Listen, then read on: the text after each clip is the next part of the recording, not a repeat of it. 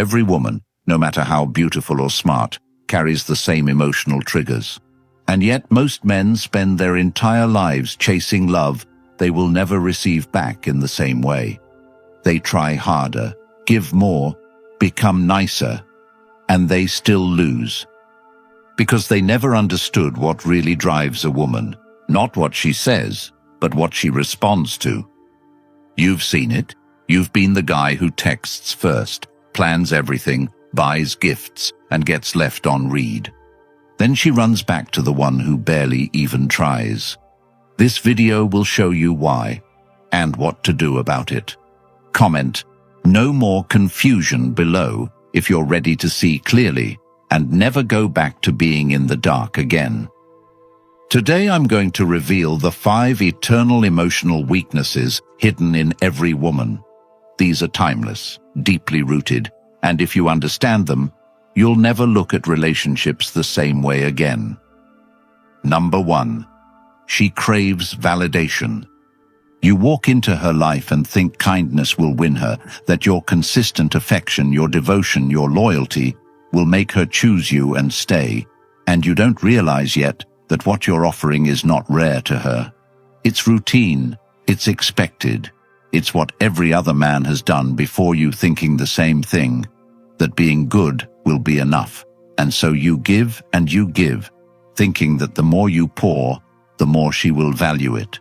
But what you don't see is that you're filling a cup that has no bottom, and you're expecting her to appreciate water when she's already drowning in it. And the more you give her, the less she feels, not because she's broken, but because that's the cost of abundance without value. Her world is built on attention, likes, comments, validation from dozens of men she doesn't even remember. But your mistake is thinking that if you just give her more, she'll finally stop and see you, when in reality, she sees you as another source, another yes man, another voice lost in the crowd, and you feel it in your gut every time you send a message and she replies with half interest, every time you compliment her and she barely acknowledges it, every time you put in energy and get nothing back, and you ask yourself, what more can I do? And the truth is, it's not about doing more. It's about being less available, more intentional, more rare, because she is addicted not to validation, but to earned validation, the kind she has to work for, the kind that isn't handed over like a discount coupon, but the kind that comes when she actually invests first. And that is your edge, not being another supplier, but becoming the prize, the one who doesn't flatter without reason, who speaks few words but makes them land, who looks at her not with need, but with measured presence, like a man who knows his time is scarce and his attention is not a gift to throw at everyone. And when you step into that mindset, everything shifts, because now you're not chasing, you're selecting. You're no longer sending flowers hoping for a response. You're speaking once and letting the weight of your silence speak louder than 1,000 compliments. And yes, at first she may pull away, test you, provoke you to break character, and return to the version of you that fed her like everyone else. But when you hold your ground, when you keep your words purposeful and your emotions in check, when you stop trying to buy love with approval, she will feel it in her bones, that you're different, not just another name in her inbox, but a presence that cannot be ignored. And in that presence, she will chase, because her chemistry is wired for the high of pursuit, not for being given everything up front. And that is not cruelty, that is truth, that is nature. And if you want to live a life where you are chosen not because you overgave, but because you stood firm, you need to break the habit of needing to be liked, needing to be validated, needing to be seen, and start valuing your validation like it costs something, because it does. It costs time, energy, peace. And if you give it away too easily, you pay with your dignity, your sanity, and your self-respect. So if you want to change this dynamic, start today. Stop complimenting just to feel acknowledged. Stop texting just to be remembered. Stop showing up uninvited, and instead, Become the man whose silence speaks louder than desperate words, whose presence must be earned, whose attention is the result of value received, not pity given. And when she finally does earn it, she'll feel something she hasn't felt in a long time. Admiration, not for what you give her, but for what you hold back, because restraint is power, and scarcity is desire. And until you understand that, you'll always be in the friend zone wondering why your love wasn't enough. When the truth is, she didn't need more love. She needed to earn respect, and you robbed her of that opportunity by giving everything before she even asked. And if this truth hits home, if you feel the weight of your own patterns and you're ready to shift, the Stoic Relationship Blueprint is your next step. It's not just a book. It's a complete reset, built on timeless principles that will immediately transform how you show up, not just in relationships, but in life. And now, it's available in audiobook format, so you can listen to it while walking, jogging, training, even on your way to work, letting the wisdom sink into your mindset every day. Ask yourself, how long will you keep repeating the same cycles? How much longer will you wait to become the man who doesn't chase, doesn't doubt, and doesn't beg? And it's yours forever. Once you get it, you own it. The insights, the lessons, the clarity, they're yours for life. The link is in the comments. Take it, listen, apply it, and never go back to the old you. Number 2, she needs uncertainty. She says she wants consistency, but what she means is she wants consistent excitement, consistent challenge, consistent emotional engagement. And what most men don't understand is that once she has full access to you, once she can predict your every move, your responses, your availability, your approval, your need to be there, she feels no drive, no curiosity, no emotional pull, and slowly her desire begins to fade. Not because you did something wrong, but because you did everything right in the wrong way. And it's not your fault because the world lied to you, telling you that reliability and devotion are enough. But the truth is, without uncertainty, those traits become invisible. You become background noise in her emotional world, and she starts looking elsewhere. Not because she's evil, but because she can't feel anything anymore. And feelings are everything to her. That's the currency of her attraction. Not facts, not logic, not your long-term planning. And this is where men fall apart. They start doing more when they should be doing less. They start explaining more when they should be quiet. They start overcompensating when they should be retreating into their purpose, into their silence, into their own world. And you've been there, haven't you? Where you responded fast, checked in constantly, made plans in advance, laid out everything so she could feel safe. And she said she liked it, even thanked you for it. But you could feel the energy draining from her, the spark dying, and she didn't even know why. And now you're left wondering what else you could have done when what you needed to do was pull back, not to punish, not to manipulate, but to preserve your mystery. Because unpredictability is tension, and tension is attraction.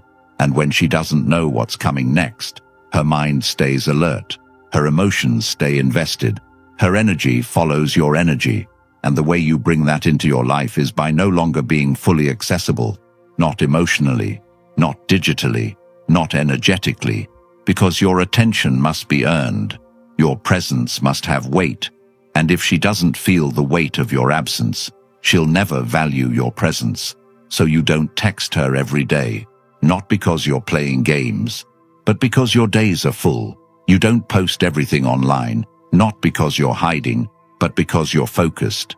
You don't tell her everything at once, because you understand that the unknown is more powerful than the known. And the moment she thinks she's figured you out, she'll either test you or leave, and both come from the same root, boredom. And you must never let her get bored. Not by trying to impress her constantly, but by never fully revealing your hand. Keep your ambitions quietly growing. Keep your thoughts layered, your schedule full, your circle tight, your presence intentional. Let her see glimpses of who you are, enough to keep her engaged, but never enough to feel she owns you. Because the moment she feels she controls the rhythm, she starts rewriting the song, and she doesn't even know she's doing it. It's just how she's built, and your job is not to change her nature, but to understand it, to work with it, not against it.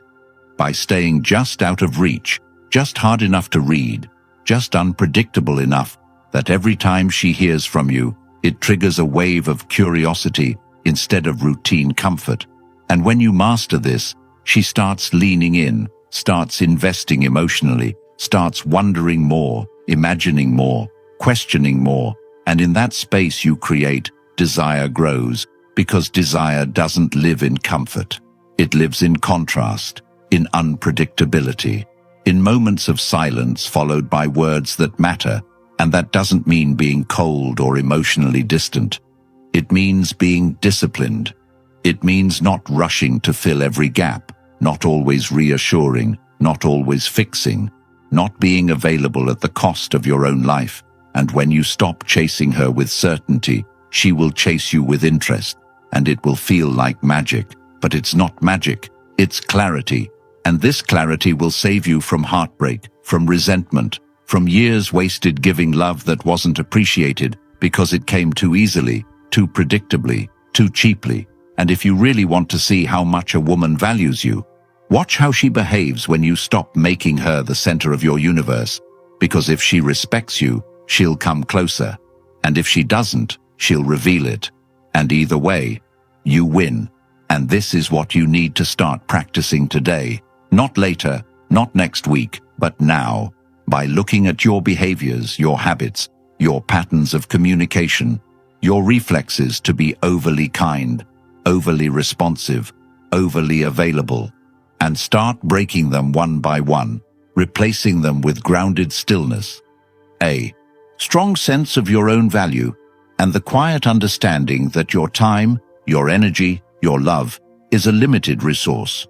And if it's not respected, it's removed, not emotionally, not angrily, just removed because you know your worth.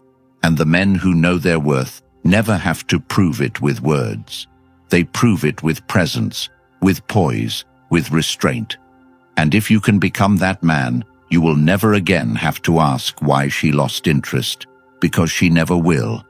She'll be trying to figure you out until the end. Number 3, she tests your strength.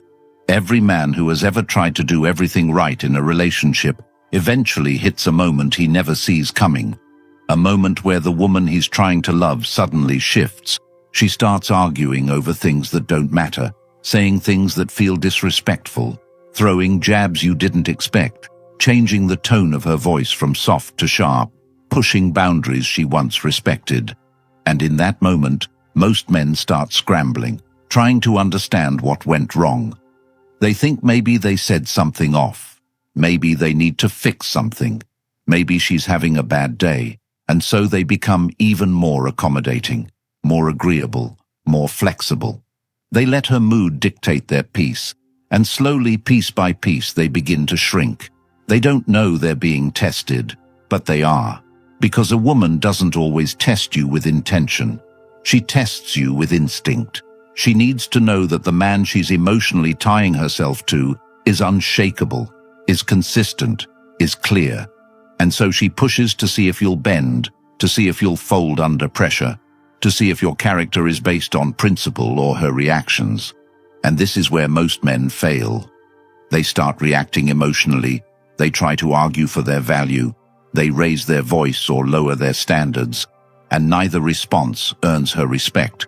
Because the truth is, she's not looking for a man who reacts. She's looking for a man who doesn't move off his foundation. And when you understand that every attitude shift, every challenge, every silence, every emotional switch is not always a sign of crisis, but often a subconscious probe for strength, you stop trying to fix her emotions and start mastering your own presence. And the moment you stop trying to appease and start standing still, that's when the dynamic changes. She sees it in your eyes that you won't be moved by passive-aggressive tone changes. You won't be manipulated by cold shoulders or emotional games. Not because you don't care, but because you've mastered your reactions. And that's when she either leans in or walks away. And if she walks, let her. Because if she leaves because you refuse to abandon your self-respect, then she was never yours to begin with. And if she stays, now it's based on respect, not control. Because she's finally in front of a man who doesn't just talk strength, but lives it. And strength doesn't mean being loud or aggressive. It means being calm when provoked, silent when pressured, clear when attacked, composed when tempted to break character. And you must understand, no matter how much she likes you, if she feels you lack inner fortitude, she will test until you break or prove her wrong. And when you break, she may say she forgives you, but she loses something inside. That spark dims, that deep admiration begins to fade, because she can't fully desire someone she doesn't admire. And she can't admire someone who doesn't lead himself. And you lead yourself not by controlling her, but by refusing to be controlled by her, by grounding yourself so deeply in your own values, your own priorities, your own direction, that her shifting energy never dictates your identity. And that requires inner work, serious, silent, solitary work. The kind where you audit your need to be liked, your fear of being alone, your habits of self-betrayal, the way you rush to please out of anxiety rather than principle, and you start cutting those patterns out of your life, replacing them with stillness, with measured speech, with clear boundaries, with non-reactivity, with time alone where you remember who you are without her attention. And when you master that, you become rare, not because you've changed for her, but because you've become solid for yourself, and she will feel it in her core. The emotional pressure she once used to bend others now falls flat against you. Not because you're hard, but because you're grounded, and when she feels that, it either breaks her illusions or builds her trust. And either way, you win, because now you're not fighting for her affection. You're filtering her compatibility, and the power in that position is unmatched, because you no longer fear tests. You welcome them, not as challenges, but as confirmations that your strength is real. And real strength doesn't flinch when poked, doesn't panic when doubted, doesn't over-explain or over-apologize. It just is, steady, clear, and focused. And if you want to live like that, start now, not by confronting her, but by confronting yourself. Where are you bending that you shouldn't be? Where are you tolerating what you wouldn't if you had nothing to lose? Where are you afraid to stand alone? And when you answer those questions honestly, you begin the process of becoming untestable, not because the tests stop, but because they no longer have the power to move you. And in a world full of noise, a man who doesn't flinch becomes magnetic, not because he tries to be, but because he can't be anything else. Number 4. She fears losing control. She says she wants peace, stability, emotional safety. But what she doesn't say is that when she gets those things too easily, without earning them, without tension, without emotional effort, she begins to feel a kind of numbness she can't explain. And it's not because she wants chaos, it's because she's built to respond to polarity, to emotional shifts, to the dance of energy between closeness and distance. And what men don't realize is that when they give her complete control of the emotional dynamic, when they constantly adjust to her moods, plan around her schedule, speak only to please, move only to comfort, they are handing her something that feels good at first, but slowly becomes suffocating. A world with no edge, no tension, no polarity, and she starts to feel it, this dull ache that something's missing. She starts reacting more, becoming colder, more irritable, more difficult to please, and he thinks it's about her feelings. So he tries harder, softens more, walks on more eggshells. But what she's actually reacting to is the loss of structure, of leadership, of any resistance, because deep down, She wants to feel your frame, not control it. And when she realizes that her emotions move you more than your values do, she loses the very trust that once made her open up to you. Not because she's cruel, but because she's wired to respect strength. And strength is not controlling her. It's not fixing her. It's remaining stable in the presence of her change. And most men fail this because they confuse care with compromise. They think love means always agreeing, always adjusting, always making space. But true grounded presence means you can hold your line even when she's shifting hers. And this is the paradox you must master.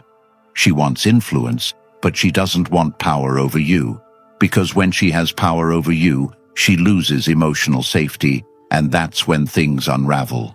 She starts withdrawing, you start chasing. She starts testing, you start doubting, and before you know it, you've abandoned your center to chase a peace that only exists when you reclaim it internally, and it starts with your daily choices. How you speak, how you react, how you hold space when she's emotional without becoming emotional yourself, how you stay grounded in your purpose even when she tries to distract you with emotional waves. Because in her world, emotions are navigation, not direction.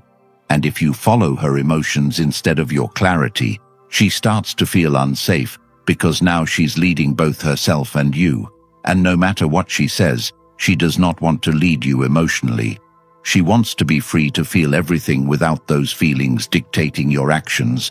And when you become that man, who does not overreact, who does not explain himself every time she changes her tone, who does not adjust his goals to match her comfort, you become the kind of man she can trust without controlling, because control is a burden for her, not a privilege, and she only carries it when you drop it, and you drop it the moment you start living for her approval instead of for your integrity.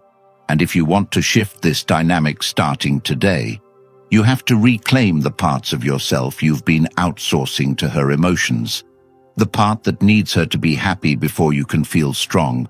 The part that seeks reassurance instead of clarity. The part that lets her mood determine your decisions.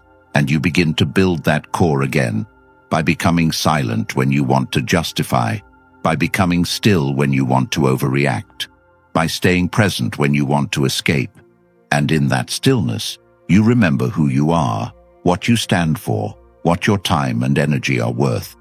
And from that place, you engage with her, not as a pleaser, not as someone who needs to be told he's doing enough, but as someone who already knows who he is and shares his energy with discernment. And when she senses that, everything changes, because now she sees that no matter what she does, she can't sway you off your foundation. And while part of her will resist it at first, try to poke at it, test it, even sabotage it, the deeper part of her will begin to relax in your presence. Not because you became passive, but because you stopped being reactive. And this is the foundation of polarity. When your world doesn't orbit around her but remains consistent with or without her, when your energy isn't contingent on her mood but on your values, and when your peace is not a product of her behavior, but a decision you make daily through what you tolerate, what you prioritize, and what you refuse to let control you. And this isn't about detaching emotionally, it's about attaching to something deeper than approval. It's about connecting to your purpose so strongly that any connection you have, romantic or otherwise, either aligns with that purpose or falls away naturally. And when you live like this, you no longer fear her pulling away, because you're no longer holding on from weakness, you're choosing from strength. And if she stays, it's because she wants to follow your lead. And if she leaves, it's because she cannot thrive in a space where she doesn't get to dictate your identity.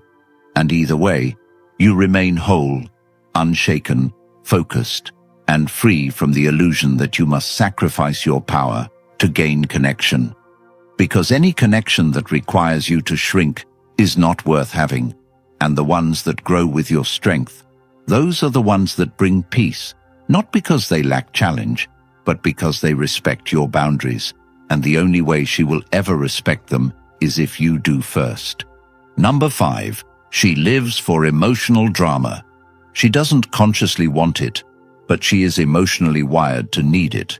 Not in the destructive way most men assume, not in the constant conflict that drains and breaks, but in the subtle emotional movement that makes her feel something. And this is where most men fail miserably, because they think the goal is total peace, absolute calm, a love that flows with no friction. And they work tirelessly to build that environment by removing every possible point of conflict, by avoiding disagreement, by silencing their opinions, by suppressing their own boundaries, just to keep things smooth. And they do all this with the best of intentions, thinking it will make her feel secure, thinking she will finally see their loyalty and choose them forever. But what really happens is, she starts feeling numb, distant, detached, not because she doesn't care, but because the emotional frequency has flatlined, and when there's no emotional movement, she starts looking for it, sometimes by complaining about things that don't matter, sometimes by creating tension where there was none, sometimes by testing how far she can push before you finally react. Not because she wants to hurt you, but because she's trying to feel you, trying to reconnect with the intensity she once felt when you were still a mystery, when she didn't know your next move, when there was polarity, presence, challenge. And what you need to understand is this: drama is not about conflict, it's about feeling. And feeling is her compass, her emotional oxygen. And if she has to create drama to feel alive in your presence, it means you've stopped leading the emotional energy of the connection, and now she's trying to fill the vacuum. And the worst part is, most men blame her for this, calling her unstable, accusing her of being toxic, when in truth, they left a void by becoming emotionally predictable, and she's trying to fill that void the only way she knows how, by triggering some kind of reaction. And your job is not to shame her for this, nor to collapse under it, but to redirect it, to understand that emotional energy must be present in the relationship, and it's either going to be guided or it's going to be chaotic. And if you're not the one leading it, then by default, she will, and she will lead it into crisis, not because she wants crisis, but because she needs contrast. And this is where emotional leadership becomes your greatest asset. Because when you understand her need for movement, you stop reacting and start directing. You learn to introduce polarity not through arguments, but through your presence, through light teasing, through bold silence, through deliberate space, through shifting your attention back to your mission when she expects you to orbit around her feelings. And every time you do that, every time you guide the emotional rhythm with calm certainty instead of fear-driven overcompensation, she feels the contrast her emotions crave, and that contrast reignites her attraction. Not because you played games, but because you broke the emotional monotony. And the truth is, emotional leadership doesn't mean avoiding her emotions or numbing yours. It means having the clarity to hold your line when she spirals, to maintain your focus when she seeks chaos, to offer intensity without confusion, certainty without submission, to know when to draw close and when to pull back, not based on what feels easy, but based on what creates movement. And you can start this today by paying attention to your own habits. How often you apologize just to keep the peace, how quickly you explain yourself when she seems upset, how you tiptoe around her mood instead of standing in your own. And once you become aware of those patterns, you begin replacing them with assertiveness, with presence, with unpredictability, not recklessness, but intentional contrast, where she doesn't know if your response will be humor or indifference, tenderness or silence, not because you're erratic, but because you're not afraid to be dynamic, to be expressive, to be clear in your edges, and in doing so, you give her what she's truly craving. Not control, not safety at all costs, but emotional vitality. And that vitality is what brings her back to you emotionally, mentally, physically, because now she doesn't just understand you, She feels you, and that feeling is everything to her. And if you continue to avoid the edge, to avoid the intensity, to avoid the sharp honesty that comes from being fully in your truth, she will either pull it out of you in ways that damage the relationship, or she'll seek it elsewhere. And either path leads to disconnection unless you learn to lead emotionally, to create drama not through chaos, but through contrast, not through conflict, but through energy, not through volume, but through stillness. And that's the essence of becoming irreplaceable, not by being perfect, not by being soft, but by being alive in your expression, unwavering in your frame, expressive in your truth, and willing to risk her temporary frustration for the sake of long-term polarity, because the man who leads the emotional tone of a relationship never has to beg for connection. He becomes the source of it. They told you to just be nice, to always give, to never question. And look where that got you. Overlooked, overextended, and emotionally emptied. Society doesn't want you to know this truth, because a man who understands his power can't be controlled. But you're here now, and you've seen what happens when you stop begging and start leading. If you're ready to rewire your mind, reclaim your strength, and stop chasing women who don't respect you, get the Stoic Relationship Blueprint now. It's packed with timeless, life-changing Stoic principles, and the audiobook version means you can listen while walking, jogging, or grinding through your day, letting it shift you one mindset at a time. Comment, "I lead now," if you're ready. Like this video to push it into the hands of another man who needs to hear this, and subscribe so we keep dropping truths they never wanted you to hear. The link is in the comments. Own this knowledge. Transform your life.